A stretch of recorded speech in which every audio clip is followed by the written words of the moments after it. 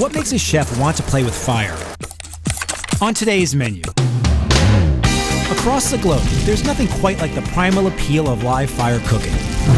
È la più grande. A Tuscan grill master shares his secrets. We're basically having the primal experience of man, heat, and meat. A Wisconsin firebug finds his calling, White gull fish boil. It's kind of like a mini show outside. taking the heat of Morocco's communal fires. The tanja is a dish not eaten on a daily basis. It's only on special occasions. Reinventing the great American cookout. I've always been a big fan of live fire cookery. If you don't run a chance of ruining your dinner, where's the fun?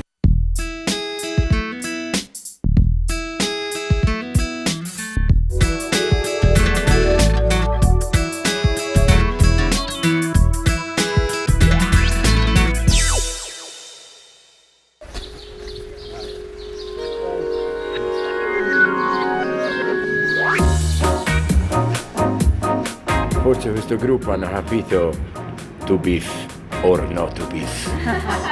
That is the question.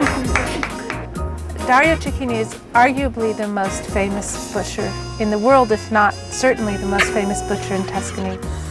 On the most basic level, I suppose Dario would like to teach people how to grill meat properly. Io sono per i denti. But on an essential level, he'd like to take them back to the primal experience of man, heat, and meat. My name's Lori DeMori, and I'm a food writer based in Tuscany. Referred to as the Michelangelo of meat, Dario Cecchini elevates grilling to an art form. At his grilling school in Panzano, he's famous for quoting Dante while teaching students that a perfectly prepared steak begins and ends with the dry heat of an open flame. Seared on the outside and a sangue, Italian for blood red, on the inside, a steak grilled by Cecchini brings out the carnivore in all of us. Tuscany is a land that asks that the people who live here fully give themselves to the thing that they do. Tutto. So Dario happens to be a butcher, but he's not just a butcher. Insieme di tutto questo che. He's a butcher. Perché no? And why not? Why not do what you do with passion? This is your only life. For generations, his family's had a butcher shop, a macelleria, in the town of Panzano. His passion for all things meaty has inspired him to open a grilling school, La Scuola della Griglia. Sono sempre le tre grandi bistecche. Dario says that in Toscana, there's 3 steaks. Il primo This is taglio the first cut of the steak, the famous bistecca alla fiorentina. è la più grande. It's the largest one. It's exactly 3 of Dario's fingers. Più piccola So the E second buonissimo. steak is slightly smaller. la costata alla fiorentina. And Appena the meat, you can see, is slightly more marbled. la terza bistecca The third steak, which in his opinion actually is the best, è un cuore. it's a heart, look. È la bistecca panzanese. So that's the inside of the thigh. That steak is a perfect steak. Ha bisogno di vedere un grande fuoco di grill. It needs a perfect grill. Allora, in Toscana tutto inizia. In Tuscany, he says, everything begins, everything continues, and everything ends in front of the fire of a hearth. Legno di olivo. E quercia. Okay, this is oak. Una temperatura troppo bassa. Okay. One thing to avoid is meat that's too cold. You'd like it as close to room temperature as possible. Leave it out for 6 to 8 hours before. Si attacca il capezzolo della mamma. The reason that there's 2 sources of heat going on is because you keep the fire going in back and you pull forward the embers to cook on in the front. This fire has to heat the house. This fire has to cook the food. It's a continuous process. All'anima piace. So we've turned out our cell phones, we've detached ourselves from technology, and we have our souls that are going on a trip back è un to the viaggio. beginning. Oh my goodness. Woo! So these steaks are going to be cooked on both sides, and what it's doing, this high heat, it's searing the meat. It will take 20 minutes to cook. Vi funzionano molto bene, Lori. Yeah, those are his best utensils, so that's what he uses to turn the meat. La carne è perfetta così. I've asked Dario, well, you didn't put anything on the meat, no salt, no pepper, no herbs, and he says it's perfect like this. Smell it, and it's Questo true. è cosa di molto molto simile. All right, so we're basically having the primal experience of the first man who discovered fire, who had a piece of meat and put it on. Secondo Dante, io credo che ci sarà un inferno. Dante says that the flames are where all the gluttons are going to end up. But he thinks where you have flames, you're always going to have a grill, and something delicious like this maybe won't be that bad after all. La prima bistecca è pronta. When the first steak's ready, what he wants all the students to do is take your first piece with your hands, nothing on it at all, and pay attention to the flavor. So you're trying to remember what the essential flavor is. There's something about this sort of meat that's clean. This is the second steak, which is like the prime rib. Oh, the fat, marvelous. There's some carnivores around. So we're on the third, Dario's favorite, la bistecca imperiale panzanese. Ah, guarda l'occhio, guarda. So who's for the first one? So the bistecca fiorentina wins, which is why it's the most famous piece of meat in all of Tuscany.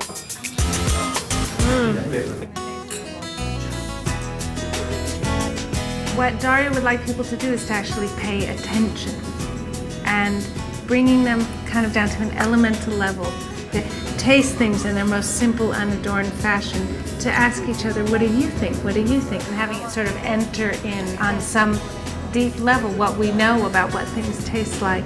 That's the poetry of eating. That's the poetry of grilling. That's why he wanted to do it. Grazie.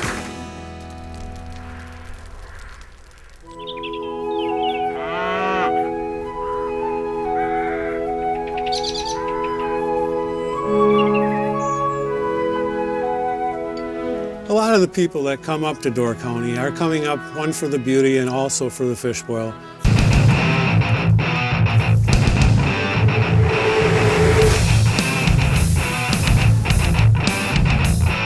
Some people have accused me of being a pyro, and I guess as a kid I was a little bit, so for me to be throwing kerosene on the fire is a lot of fun. My name is Tom Christensen. I'm the master boiler at the White Gull Inn in Fish Creek, Wisconsin. Legend has it that Scandinavian lumberjacks brought the fish boil to Wisconsin. On the banks of Lake Michigan, about a 3-hour drive from Milwaukee, the White Gull Inn keeps the tradition alive and well. Hey Andy, how you doing? More than just a pyromaniac's dream, there's also a little science behind the boil. Large amounts of salt raise water density, causing fat and juices to rise to the top, boil over, and burn away in the flames. The result? A tender, flaky whitefish and a very impressive floor show. The White Gull Inn is a resort, restaurant, hotel. Our most famous meal is the Door County fish boil. You guys might want to back up a little bit. It's getting a little warm over there. The traditional fish boil is red potatoes. Right now it's Lake Michigan whitefish. I believe there was a time when they used trout. The Door County fish boil is a traditional meal started by the Scandinavian settlers of the peninsula about 100 years ago. And now, of course, it is something that everyone who visits Door County has to try. Well, we're nicking all the potatoes. What it does is it allows the salt to get into the potato and it gives it a little different flavor. On a busy night, I do about 150 pounds of potatoes, which comes out to be about 900 potatoes. WGI Master Boiler is White Gull Inn Master Boiler, but we started using it as a joke because we both had master's degrees. And so we figured we weren't just a fish boiler, we were a master boiler. What makes a good fire is hot embers, kerosene, and sometimes a gentle breeze. Okay, it's 3:45. It's time to light the fire and get it ready for the first boil. I think the smell of burning wood probably brings people back to their childhood. I actually have people who get disappointed after the last boil and I come out here to put out the fire because they like to sit around the fire and they like to have the smell of the hardwoods burning. Pinch of salt. Roughly in the first boil, it's between 5 and 8 pounds of salt. 1 pound for every 2 gallons of water. The older customers who are on salt-free diets, they say, my doctor doesn't want me to, oh, my cardiologist is going to be mad at me. But In reality, not that much of the salt makes it into your food. Most of it just stays in the water. Potatoes are far enough along to put the fish in. White Gull fish boil. It's kind of like a mini show outside. We take questions from the audience. Then when I throw kerosene on the fire, it superheats the water.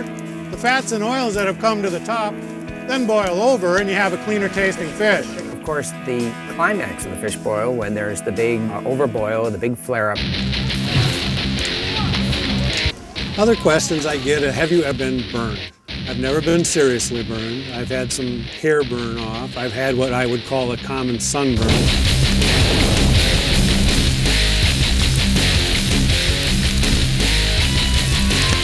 I don't like to have a boil over where the flames don't get fairly good size.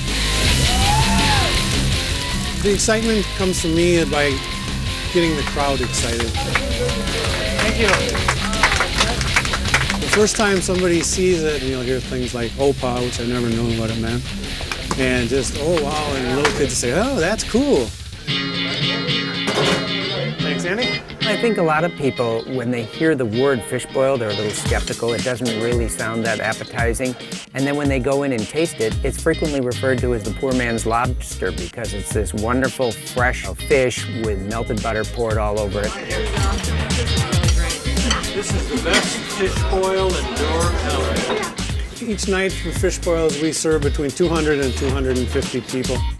Our fish boil is all you can eat. So every once in a while, we end up having to do a third pot of fish because we had a really hungry crowd.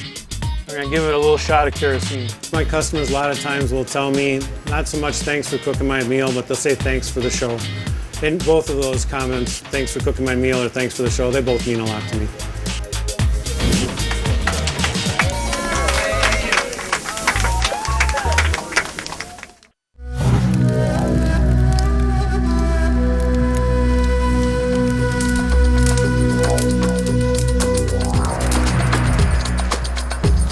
Open flame or open fire is very essential in the lives of Moroccans.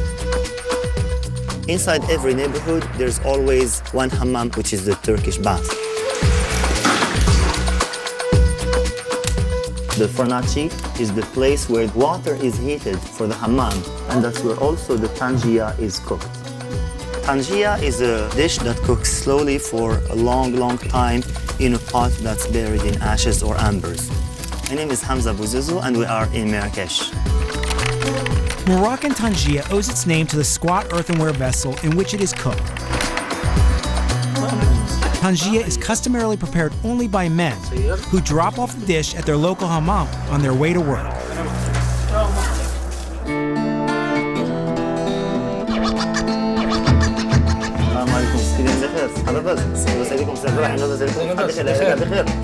Mr. Abdurrahim bin Sahrawi is a painter in Marrakesh, but he's famous for his tangia, and he is very well known for the passion and the love that he puts in the preparation of the tangia. And just watching him prepare it makes everybody wanna enjoy this delicious dish.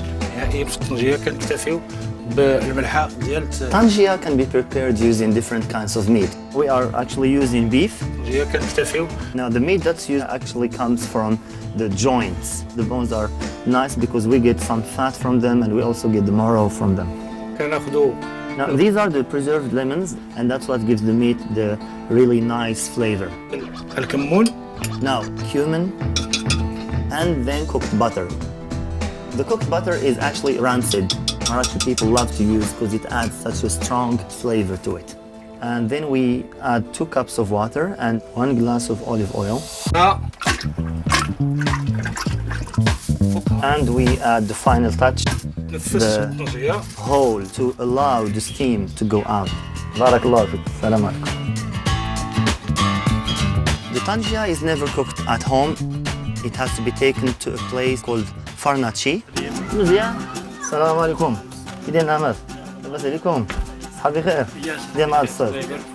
This is the farnaci where this tangia is going to be cooked. This fire is not actually only heating the tangia, but it's heating the cistern where the water for the hammam is being boiled. The person who tends the fire in the farnaci, they are like chefs. Now, the most important thing to check for is the level of water. By being cooked for a long, long time, the spices inside the pot melt and infuse into the meat. And that's when you really have a tasty and tender meat. So I told him it's beef and it's about 2 kilos, and he knows now that it's gonna take 3 or 4 hours. The wood that they are burning here actually is cedar wood. They go through 400 to 500 kilos every day. They drink 20 liters of water a day, but I'm sure they sweat 30 liters. Oh, it's scorching hot, and we leave him to do his job.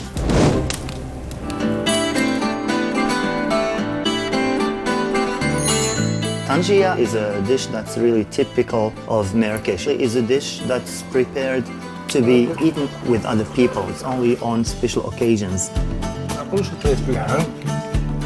And it was just perfect. The smoke always leaves a little bit of a taste on the meat itself. There's a saying here that goes, the art of cooking is the only art that feeds the person who does it. If you are a painter maybe or an actor, you might not do so well, but being a cook, you are sure that you at least have some food on the table.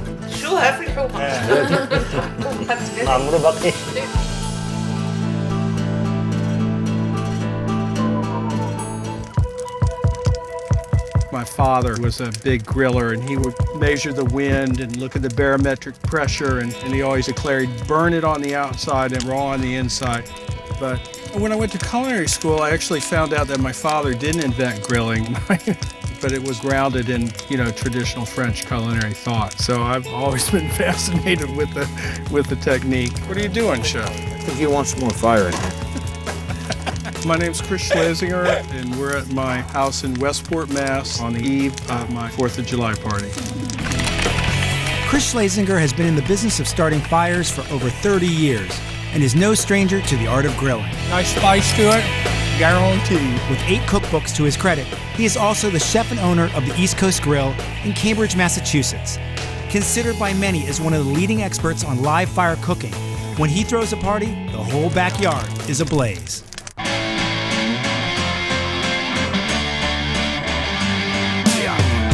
This is 160 pound. Whoa. This will be the biggest one that I've ever done.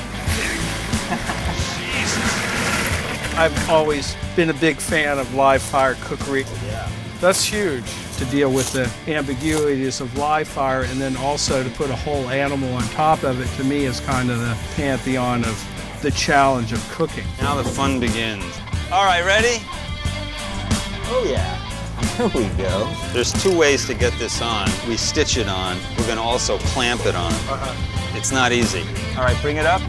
If people are reviled by this, then they shouldn't eat a pork chop. I mean, this is a more honest way of eating meat. One thing is constant throughout all the whole animal traditions is the respect for the whole animal. All right, bring it up.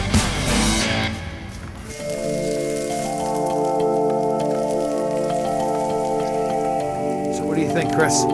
Yeah, over here? Yeah, man. The injector. Here we are at stage 2. We're injecting flavor like a brine solution into the hams. With grilling, I think some people mistake the technique and they think the flavor is a result of the smoke. But to me, the flavor is a result of the interaction with the meat and the high heat. It's ready to go. I think you're all set, chef.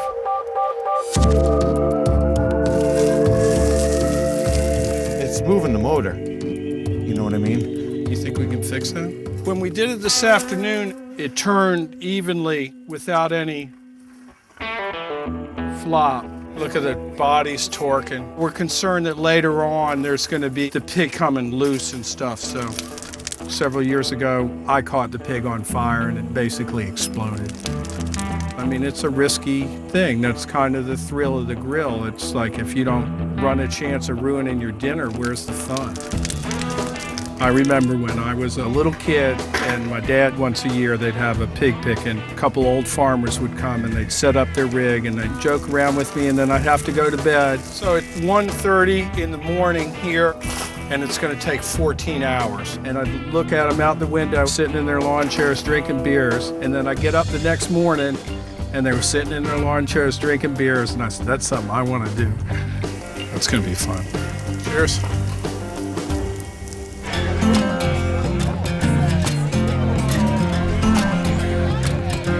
right, we had a little problem last night, as I thought.